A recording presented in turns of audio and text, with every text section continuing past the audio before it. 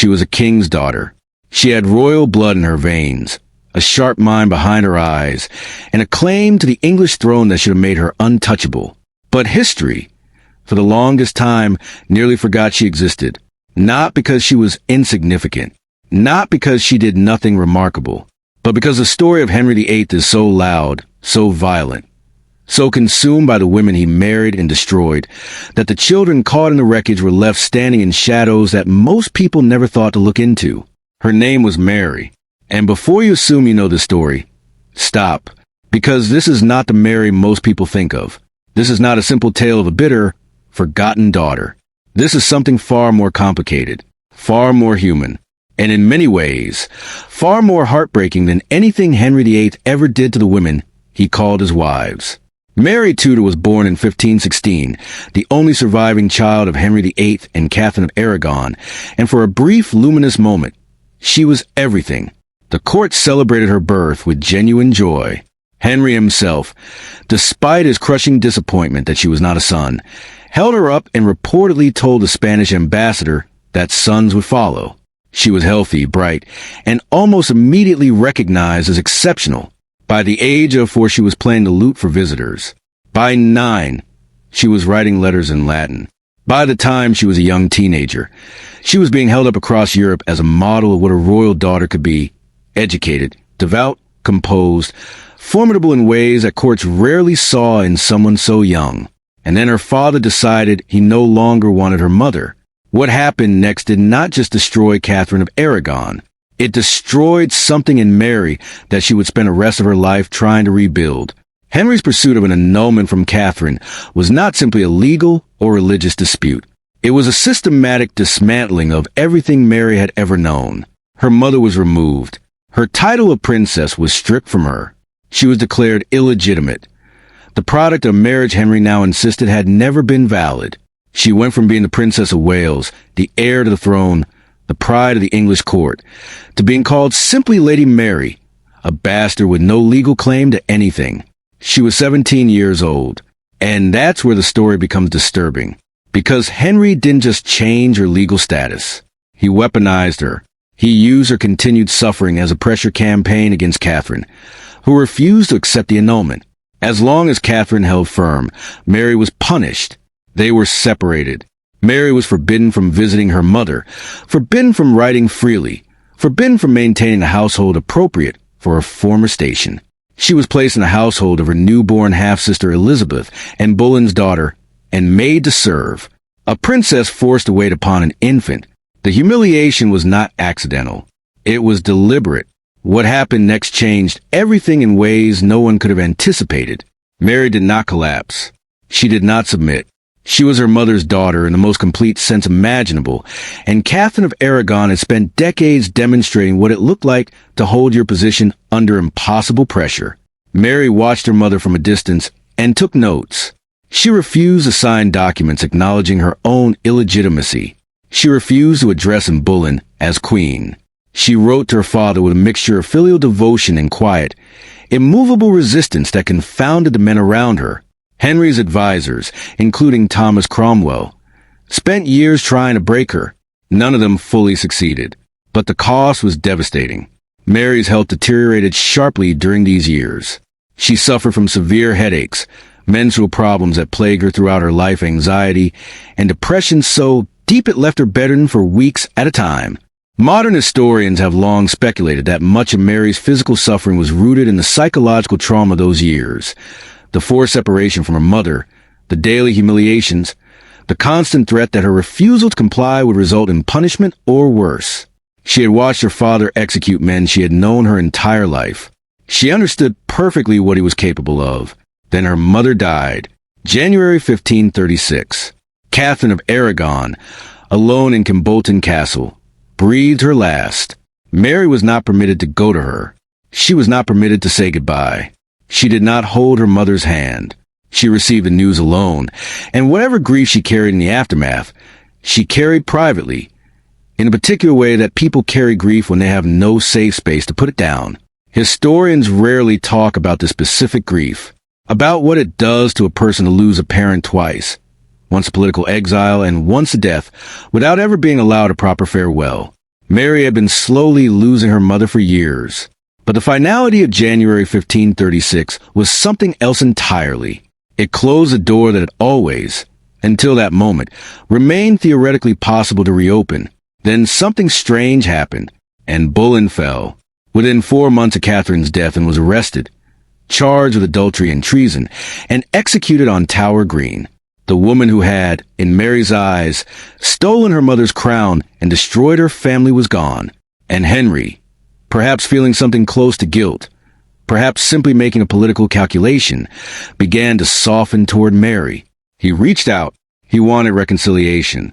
He wanted his daughter back at court. But there was a condition. There was always a condition with Henry VIII. Mary had to sign a document.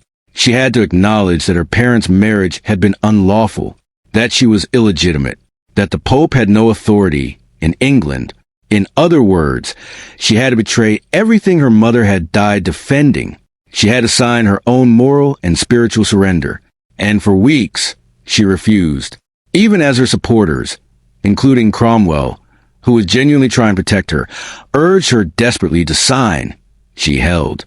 She wrote agonized letters to her father expressing love and devotion, while carefully avoiding the specific words he demanded. She tried to find a middle path that did not exist.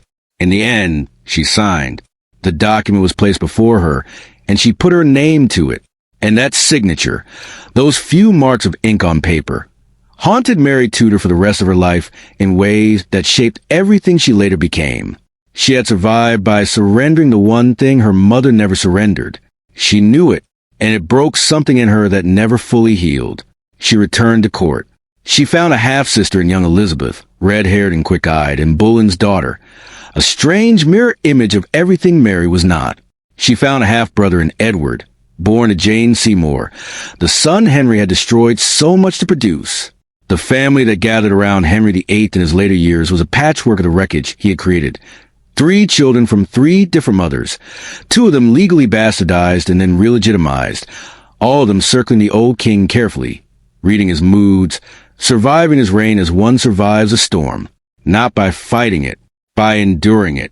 Henry died in 1547. Edward became king at 9 years old, surrounded by Protestant advisors who moved England sharply away from a Catholic faith Mary had never abandoned. Edward's reign was short. He was sickly from childhood, and by 1553 it was clear he was dying. What happened in those final weeks was a last desperate attempt to keep Mary off the throne. Protestant advisors, terrified of what a Catholic queen would mean for the Reformation they had built, convinced the dying Edward to name a different successor. Lady Jane Grey, a 16-year-old girl of royal blood, Protestant, malleable, and entirely unprepared for what was about to happen to her, was declared queen. Mary was in Norfolk when she heard. She had been warned. Her advisors told her to flee to the continent, to escape before she could be arrested or worse. For a moment, it seemed impossible that she could win. Jane Grey had the support of the council, the military establishment in London, and the backing of the most powerful Protestant families in England. Mary had essentially nothing except her name, her blood, and the loyalty of ordinary people who believed, whatever their own religious views, that the rightful heir was being robbed. She raised her standard at Framlingham Castle and called for support. And what happened next is one of the most remarkable reversals in English history. People came, not in small numbers, in thousands.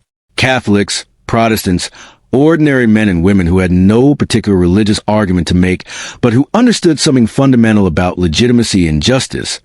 They came to Mary's banner. Within 9 days, the council in London collapsed. Jane Grey was abandoned by the men who had put her on the throne, and Mary Tudor rode into London as its queen. She was 37 years old. She had been waiting for this moment, in one form or another, since she was 17. Her reign is a part of her story that most people think they know. Bloody Mary, the burnings. Nearly 300 Protestants executed for heresy during her 5-year reign. Their deaths so visible and so terrible that they burned themselves into English historical memory in a way that defined her legacy for centuries. It is impossible to defend those executions. They were brutal. They were counterproductive, and they hardened Protestant resistance rather than eliminating it. But to understand them, not to excuse them, but understand them, requires understanding what Mary had survived to reach that throne. She was a woman whose entire identity had been built around her Catholic faith. In the years when her title was taken, when her mother was stripped of everything, when she herself was declared a bastard and humiliated daily, the one thing no one could remove was her rosary. Her faith was not simply religious conviction. It was the last fortress of her identity. It was what her mother had died for. It was a thing she had compromised once, in the signature that cost her everything inside, and that she had sworn she would never compromise again. When she became queen and moved to restore Catholicism to England, she was not being irrational. She was being, in her own way, utterly consistent with the logic of everything she had endured. And that's where the story becomes truly tragic. Because Mary wanted more than restoration. She wanted a future. She married Philip II of Spain, a man 11 years younger than her, who came to England, fulfilled his diplomatic obligations, and left. She loved him, or believed she did, with the desperate intensity of a woman who had been denied affection for most of her adult life. She became convinced, twice, that she was pregnant. The court prepared. The nursery was readied. And both times, there was no child. The pregnancies that weren't, likely tumors or early menopause, or the accumulated damage of decades of stress and illness on a body that had never been fully healthy, left her more alone than she had been before. Philip rarely returned to England. The heir she needed to secure everything she had built never came. She died in November 1558 at the age of 42. She had reigned for 5 years. At her death, she reportedly said she would be found to have the word Calais engraved upon her heart. England had lost the last of its French territories during her reign, a humiliation she felt personally and profoundly. She was buried without the ceremony a Queen of England deserved.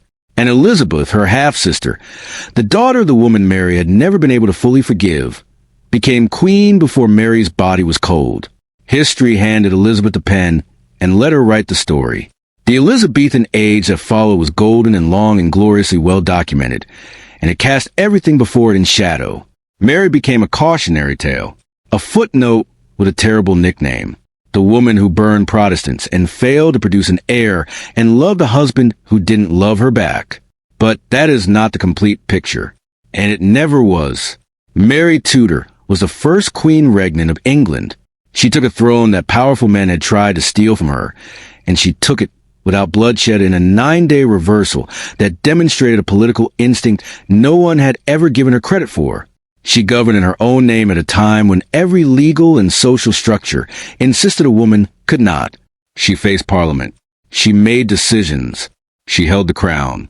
The fact that her reign ended in personal tragedy and religious violence does not erase the extraordinary fact of what she was, and what she achieved simply by surviving long enough to claim what was hers. And perhaps that is the most human thing about Mary Tudor. She was not a villain, and she was not a saint. She was a woman shaped, warped, and ultimately defined by what had been done to her. The trauma of her childhood calcified into rigidity. The faith that had saved her became a weapon she couldn't put down.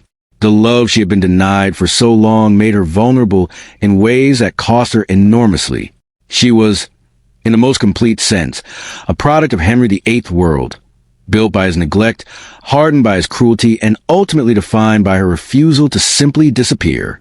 Henry VIII had 6 wives, and the world remembers all of them. He had 3 children, and history glorified one, simplified one, and nearly forgot the other entirely. But Mary was there. She was always there, standing in corridors she wasn't supposed to inhabit, holding titles she wasn't supposed to keep, signing documents she wasn't supposed to question, and eventually sitting on a throne that every man around her had tried to give to someone else. She was a forgotten daughter. But she was never, in the end, truly erasable. And the fact that she had to fight so hard simply to be remembered at all tells us less about Mary Tudor than it does about the world she was born into, a world that assigned her value based on her gender, her religion, and her usefulness to powerful men, and that discarded her the moment she failed to be convenient. She was inconvenient until the very end, and that, in its own dark and complicated way, was her greatest act of defiance.